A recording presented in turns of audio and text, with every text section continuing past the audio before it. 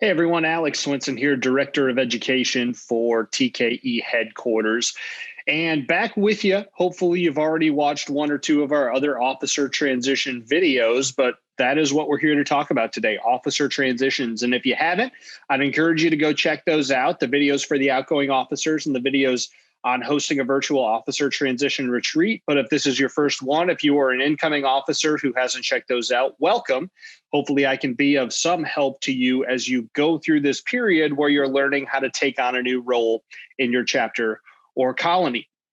I'm going to frame this the same way that I framed the outgoing officers video, which is 5 questions. What are 5 questions you can ask yourself? Again, there are plenty more than just 5, but these are what I really feel are the 5 most important things that you can think about as you come into your new role. So we'll dive right in here.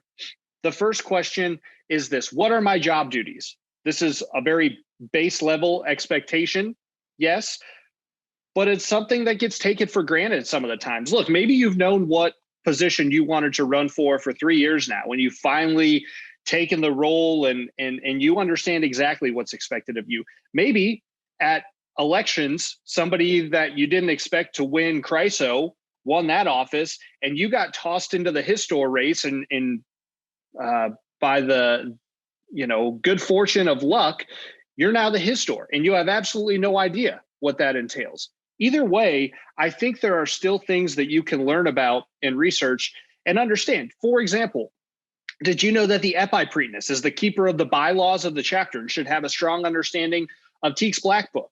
Did you know that the pylortes is responsible for keeping the chapter room clean and orderly and helping to get set up for meetings? Again, maybe you did, and that's great, but there are other duties that come with each office outside of what's considered to be, the normal. Yes, the CRISO is the treasurer.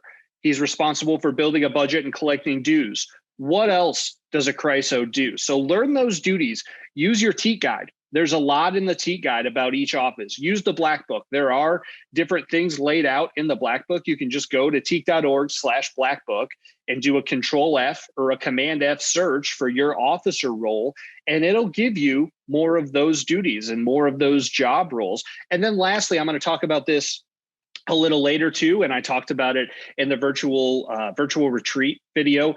Use the TEAC officer transition guide. Each office has a page laid out in that book that shares exactly what the officer should be doing, exactly what they should be thinking about, and exactly how they should go about transitioning either out of or into the role. So that's number 1, know your job duties. Number 2, relationships.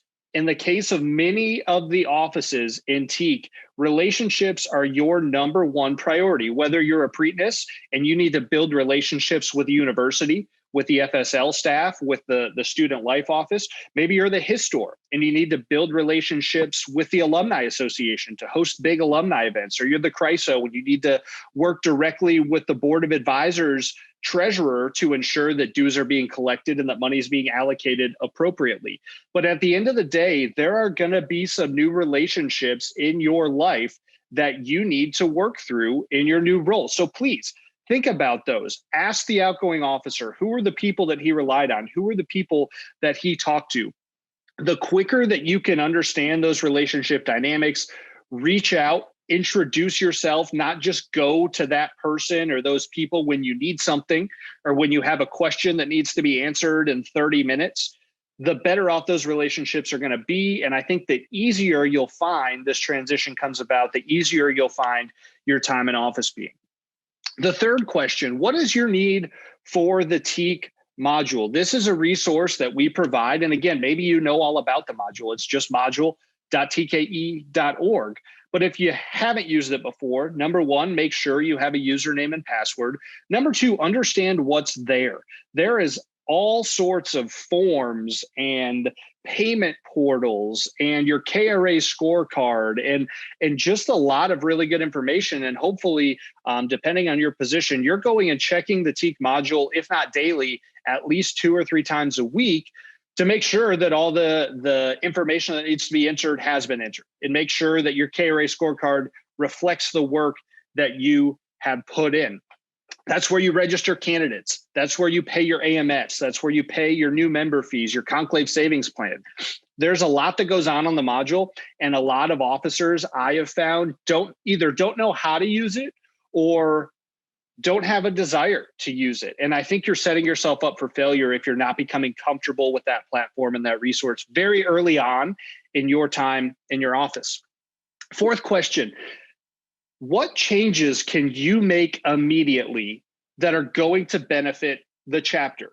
Think about some small things that you can do right away. Again, it doesn't matter if you're taking on the role of Preetness or Grammateus or Pylortes. Are there little things that maybe everyone in the chapter just agrees should be done or could be better that no one has actually taken the time to implement?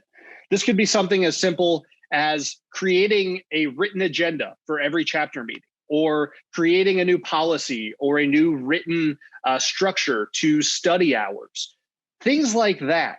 What can you go and do to get a couple early wins under your belt? Because the sooner you do that, the sooner you make those changes that are going to make everyone in the chapter better, the quicker you establish credibility in your role. And the quicker you establish credibility in your role, the more freedom you now have to go make some of those bigger decisions and frankly, make some of those tougher decisions, and people are going to buy in. If the rest of the chapter sees you as somebody who takes appropriate action, who makes smart decisions, and who listens to the membership and reacts to the needs of your group, they're going to believe in you to go and operate on their behalf in whatever arena that might be. So again, think about what changes you might be able to make right off the bat that could get you a couple easy wins and get the momentum rolling in the right direction. And then lastly, how much time do you actually need to spend with the previous officer? Maybe this is somebody who did an excellent job and they took all sorts of really great notes and they kept records, and you spend a couple hours with them, you spend 30 minutes with them, right? And all that information's transferred over and you're ready to go. Maybe you need to spend 2 or 3 days together. It really probably, again, A, depends on what position you're taking, and B, depends on how effective that person was in their role. Is this somebody that you even want to learn from? There's a question that a lot of people don't ask. Is this somebody who did this job at a high level who you say, wow, I could really look to emulate the last CRISO?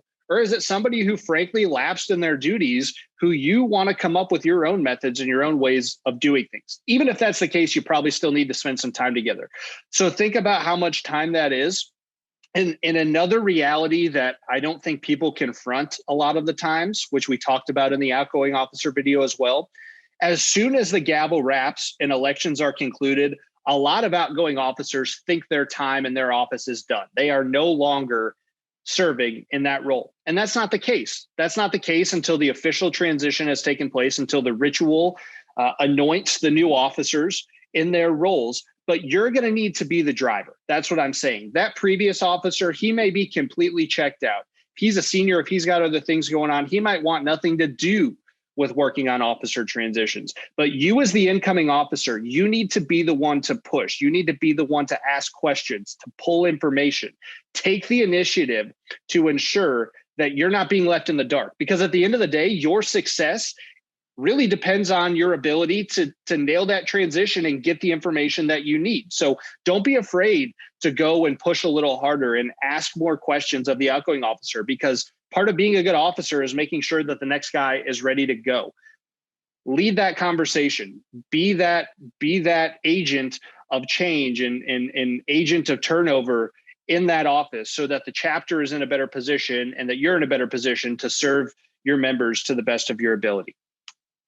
Those are the 5 questions, right? That was pretty quick. That was pretty easy, but hopefully you take a little time, sit down, maybe with a pen and paper, open up a Word document, write those down, and then think about what the answers are. Answer those questions and act appropriately. Like I said at the beginning, there's probably 100 more questions that we could have put on this slideshow, and you'll come up with those. You'll encounter those. You will find those questions as you go through this process. But if you start with those 5, I think you're going to put yourself in a really good spot. The last couple things I'll offer you: 1, use your resources.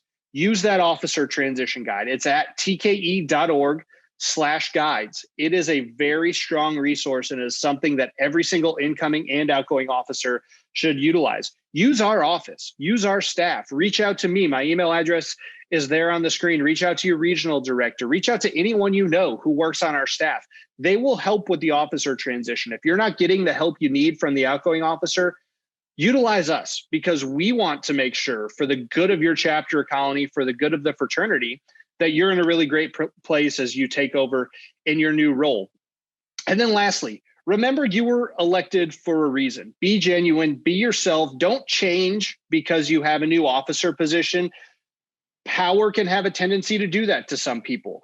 Be the person that you were elected to be. Be the man that you said you would be when you stood up and gave your speech and the members of your chapter chose you for that role. And I think, once again, you'll find you were put in that position for a reason. You have the trust of your members, and you're going to do a great job. Please let me know if you have any questions, if I can be helpful at all. Thank you for your time, and I'll talk to you again soon.